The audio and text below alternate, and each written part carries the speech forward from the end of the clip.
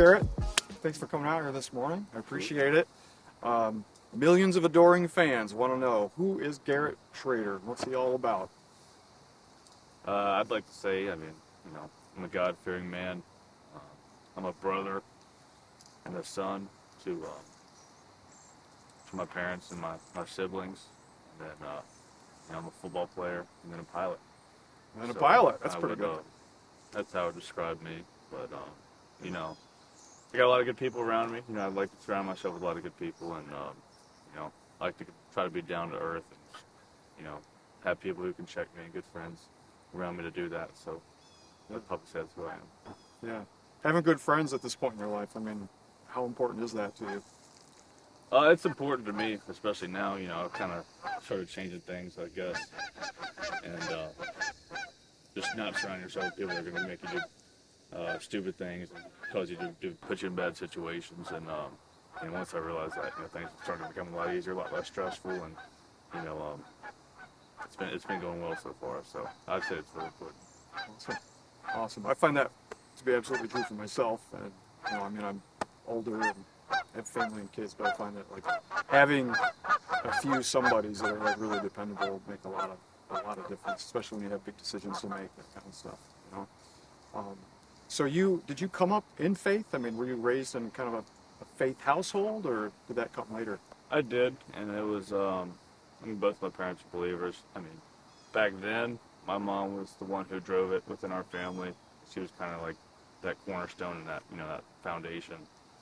But, when I was younger, it wasn't really something I wanted to do, obviously. I was just like coming along for the ride. And then I got to go to a private Christian school for high school, where I was taught by, different philosophy doctorates and Old Testament, pastors at that point, or aspiring pastors, and they were getting their, in that process. So there I learned a lot more about just the logical and rational side of things, aspects of the cosmological part of man, and the rational ways to prove that God does exist. And then for me, that was kind of, I guess, the point where I was like, this is more than, just of faith. Like, there's a lot of evidence outside of just the scripture for God's existence. And but I took all those things, and I started to go with them, and that's what really got my brain turned, and really got my motor turning to start doing more research and start reading the Bible more. And at this point, it's only going to increase exponentially as I've gotten older. And, I'm 22 now, so some people still say that's young, but I feel a lot older than I am. And so I've only started to become stronger in my faith. I've started to put myself around those resources, start to get involved in more churches, just so I can make sure that I have that strong relationship with them. Yeah. You said you went to Christian school. Did you find that a lot of kids, a lot of your peers, kind of wrestled with whether their faith was really their faith or their parents' faith? Yeah, no, absolutely. There's a lot of people that stand on the line and try to straddle it. And for me, I had a really strong faith, and I knew I was just making dumb decisions and just guided by, try not to. I wasn't a huge, I've never been a really big follower of crowds and buying into other things. So I never had that problem with, having to be around all those other people that were doing those things. So that's helped me. But no, I've definitely seen that for a lot of different people, and it's a real struggle for sure. Yeah. I've certainly seen a lot of that myself, and not everybody. I just interviewed a guy yesterday who grew up in a faith household, and he reached a certain age, and it was kind of just a short decision process for him. He just said, what, it lines up, it makes sense. He had a great youth pastor, a lot of good influences. I'm sure you must have had some real solid influences at different points throughout your life. Can you think of any offhand that have really made a difference? Oh, absolutely. My Bible teachers, for one, just not only the way they lived, but the things that they were able to teach me, I think was awesome, and shaping just my development. And then, when I first got to college, I struggled a little bit. I wasn't grounded in a good church, and I think that that kind of led to me making some poor decisions, not doing things I should have been doing. But then ultimately, I transferred, and I'm a Southern boy. So, Yeah. I was in that, just hunting, fishing, and, eating good barbecue and all that stuff. Yeah. And I was at Mississippi State. And then, so a new coaching staff came in.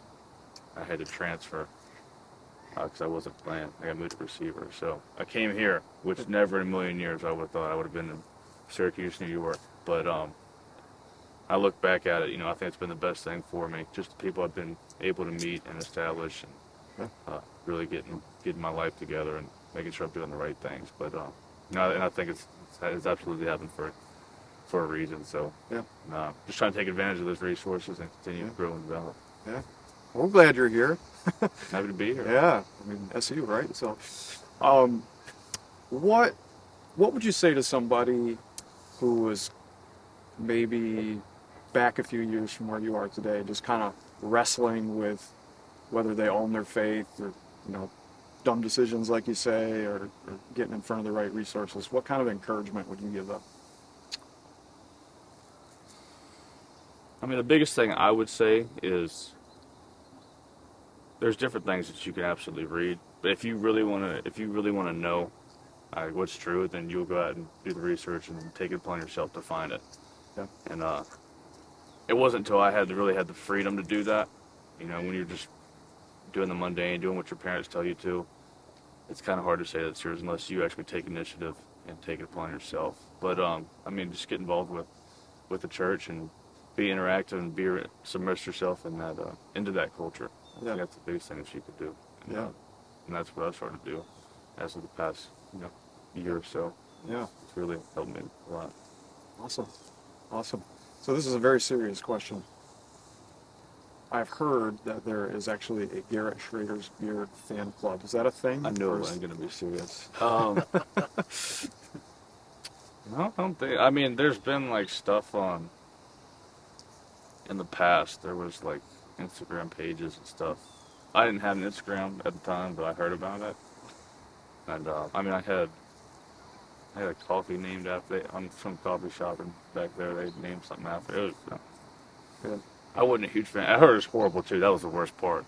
Yeah. If it was at least good, then Yeah. all right. But I mean, I don't know. I don't know about up here especially. So. All right. That wasn't even fair. It's not even a fair question. So, I got one more question. Let's see here.